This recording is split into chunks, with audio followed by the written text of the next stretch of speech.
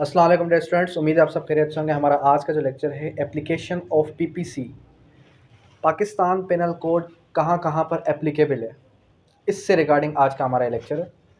First of all के application दो kinds की है। आज हम दोनों काइंड्स डिस्कस करेंगे। एक है टेरिटोरियल एप्लीकेशन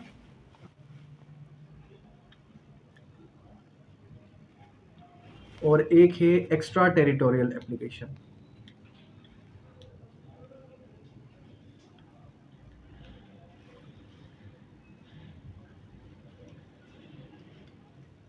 एप्लीकेशन मीन्स के पाकिस्तान पेनल कोड किन किन पर एप्लीकेबल है।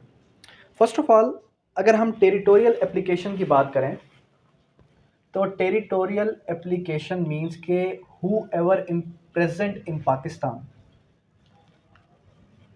पाकिस्तान के अंदर कोई भी शहरी, कोई भी शख्स जुर्म करता है तो उस पर पाकिस्तान पेनल कोड एप्लीकेबल है। सेकंड थिंग इज़ दैट कि अगर कोई फॉरेनर पाकिस्तान की टेरिटरी के अंदर कोई ऑफेंस करता है so it means he there के वहाँ पर पीपीसी उसके ऊपर भी एप्लीकेबल है। whoever present in Pakistan, word क्या यूज़ हुआ, whoever present in Pakistan. Secondly फिर अगर हम एक्स्ट्रा टेरिटोरियल एप्लीकेशन की बात करें तो एक्स्ट्रा टेरिटोरियल एप्लीकेशन को डिस्कस करता है सेक्शन नंबर 4। सेक्शन 4 पीपीसी ज़रा ओपन करें तो वहाँ पर आपको वर्डिंग क्या मिलेगी, all citizens, all persons in service of Pakistan. Word क्या, all persons service of Pakistan, और आगे यूज़ किया गया wherever they may B,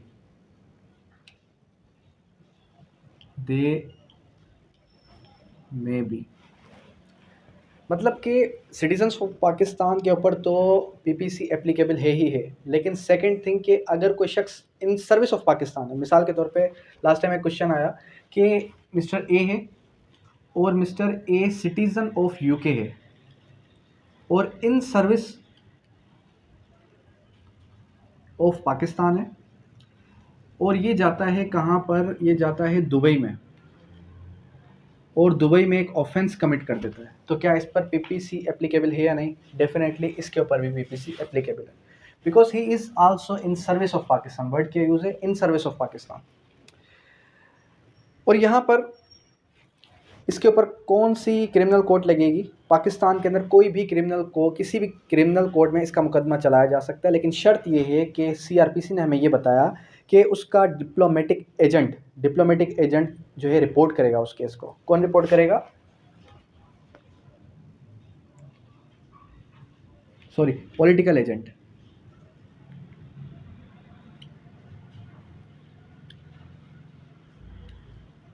report करेगा उस केस को, ठीक है। फर्दर फिर क्या आ जाते हैं कि एक और ऑफेंस है, मिसाल के तौर पे एक एयरक्राफ्ट है, एक शिप है और ये जो है मैन्युफैक्चर होते हैं कहाँ पर,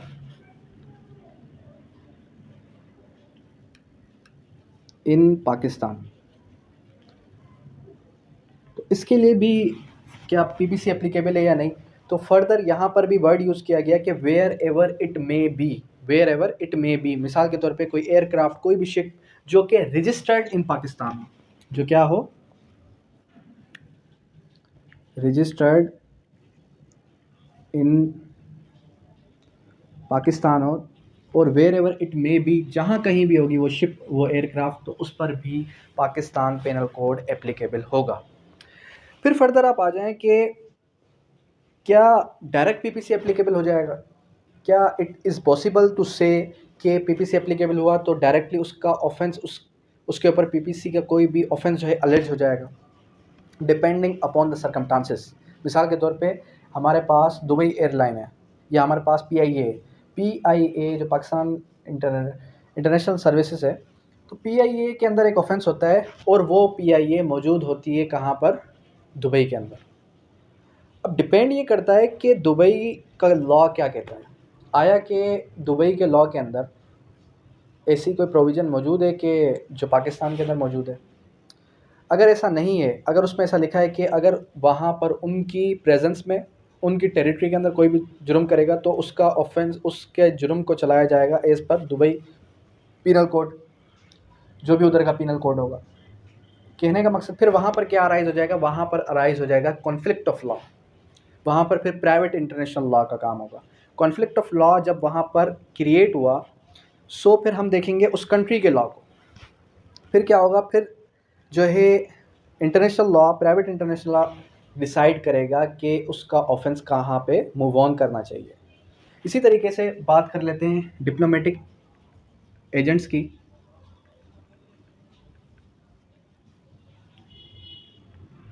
अब जो डिप्लोमेटिक एजेंट्स हैं, इनको इम्यूनिटीज़ हासिल हैं। इनको क्या इम्यूनिटीज़ हासिल हैं कि इनको किसी भी सर्विस लॉ में, कि इनको किसी भी जो है सर्विस नहीं, सिविल लॉ में बुलाया नहीं जा सकता।